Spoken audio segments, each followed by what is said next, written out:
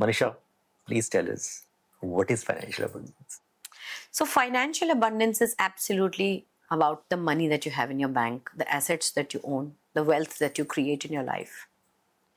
And the financial abundance that is your current reality is directly proportionate to the subconscious beliefs that you've had, that you've picked up. Okay. So for somebody, I'll give you an example. For somebody who is rich and it's, they create money out of thin air. You must have seen these kind of people. They have had a childhood where money was always easy. There was always available. So there is no resistance towards money or creating it. Then there is another person who's finding difficulty even meeting the basic needs. They have come from a place where money has always been scarce, where they have been told that जितनी चादर उतना ही पैर पसारो और संभाल के खर्चा करो, पैसे क्या पेड़ पे उगते हैं, मेहनत करनी पड़ती है तो पैसा आता है, और जो जल्दी आता है पैसा, आसानी से जो पैसा मिल जाए वो रुकता नहीं है. These are the some beliefs that especially in Indian households were very common. So that person is creating their financial reality from that place. Right. And there is another person who's very well to do now, but did not have a very happy or a good life, abundant childhood. That is a rebel. That is the rebel child in the family who refuses to take the opinions of their caregivers. When they are saying कि जितनी चादर उतना पैर पसारो, he says कि मेरी चादर बड़ी है, और rather I will increase my चादर and और पैसे पेड़ पे नहीं उगते कि मेरे लिए उगेंगे. They refuse to take that belief and they create a different reality, and they are the people who most of the times release their generation of the poverty that they have experienced. And they are the creators and hustlers and the disruptors in our society. Right. This is what creates a person's financial abundance. So what tips would you give our viewers on financial abundance, to have a financial abundant life? So again, financial abundance means what you have. So abundance is what you have. Is it more than enough or not first?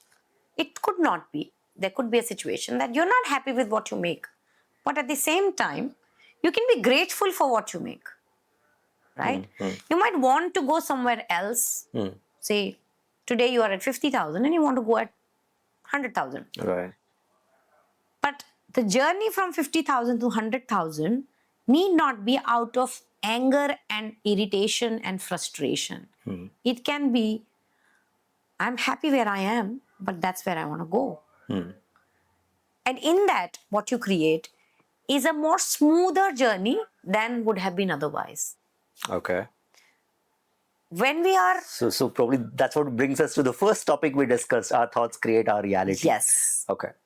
And when you change the perception that from a place that 50,000 is not enough to a perception, it is enough right now, but I want to make more. I would like more. Right? That is one aspect of it. Right. Second is, you need to, of course, and this needs professional help. You can't do it on your own. You need to uncover your belief system. Okay. What is it that's holding you back? What is holding you back from living your best life? And what is it that you can do to release those beliefs and install new beliefs which work out for you? Correct. So what would be like 3 tips or probably 3 suggestions you would like to give us, for a financial abundant life? Let's see, just three tips. So 3 tips to living an abundant life. One, we discussed gratitude. That moves, like kind of shifts your mindset. Right. Second is that whenever you see something that you previously thought you can't afford, rather than thinking, I can't afford this, you can shift it to, it's not in my budget right now. Okay? That moves you from not having enough to choosing not to buy it now. Okay. Okay? It's a conscious choice. Now that might seem very simple, but it's a very it kind of shifts very deep rooted thoughts also over a period of time when you practice it. Third is affirmations. You can do affirmations like we said about mirror work. You can say, look into your eyes in the mirror and say affirmations. These are some basic things which you can do on your own. And then, of course, for deeper work, you always need help and guidance about how to go about it. What would probably, make us believe, or at least give us an understanding that yes, we are ready for, to actually attract financial abundance? So I would suggest that whatever that you've been holding off to buy, for some time, even though sometimes we have the money, but we hold it off thinking that, oh, it's going to, where will the money come from if I spend on this? Correct. I say don't do that. Have some faith in the universe and make yourself happy and go and buy that, whatever, that bag, that shoe, that, piece of clothing or that car and see how it goes. So are you talking about splurging? I'm not talking about splurging. I am saying whatever you've been holding off because of feeling lack. Go ahead and do it. Go ahead and do it. Don't wait for the right time, the right money, the right situation. Do it now. When you're doing it, doing an act like that, you're putting immense faith in the universe that it will bring you back all that money that you're spending. And then there comes a belief that a lot of abundant people have, that all that I spend on myself is an investment. Correct. It always comes back, multiplied. But when? How fast? So, a friend of mine asked me that if I want to eat a meal in a 5-star hotel and I don't have enough money in my bank account, do you want me to borrow money and go and buy and that meal? I say no.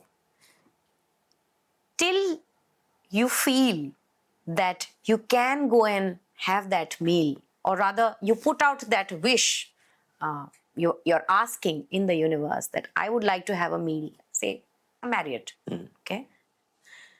Now, when you're asking something like this, your subconscious knows it's not going to happen. Boss, you don't right have... away. You don't have the money. Yeah.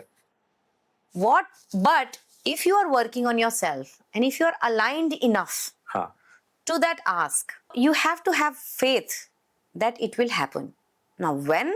Maybe not on your timeline, but it will happen in its own divine timing. Till you are aligned with that ask and you still want it, universe will make it happen. It could be a friend who would want to treat you to Marriott for a dinner. It could be a gift voucher that you might receive, or you might just make that money to go and eat it yourself. All of that, why we kind of restrict ourselves is because we are not that great in receiving. If someone will ask you to go to Marriott because you don't feel worthy of it, you might just refuse. Why is he asking? Iska kya matlab hai? Yeah, does he have any work with me or favors to ask? That. So we are kind of very I know. resisting. We are resisting it. Very resisting to receiving. Right. Even gift vouchers, you say, oh, इसमें भी कुछ catch होगा. मुझे वहाँ जाके pay करना पड़ेगा. You would not really go and jump on it. Universe has given me a chance an opportunity to go and eat that meal that I've been asking for. So technically, it's important to be aligned enough to, yes, fulfill your wishes. Yes. In short, you have to be aligned with your goal. Fantastic. So that actually brings us to our last episode, which we're going to discuss is alignment. So we're going to see you once again discussing about alignment in the next episode. Thank you so much.